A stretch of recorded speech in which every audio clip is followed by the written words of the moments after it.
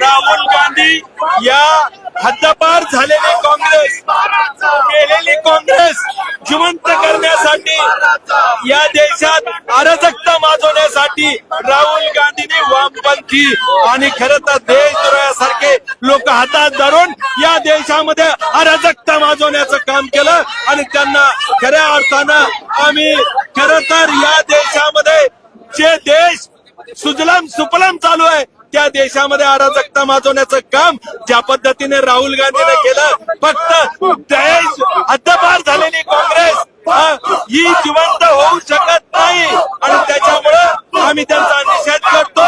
काँग्रेस संपलेली आहे. काँग्रेसला आता आधार देशद्रोह्यांचा मिळालेला आहे. देशद्रोह्यांचा आधार घेऊन या देशातल्या युवकांना भडकवण्याचं काम काँग्रेस करत आहे. त्याचा निषेध आम्ही करतोय. आणि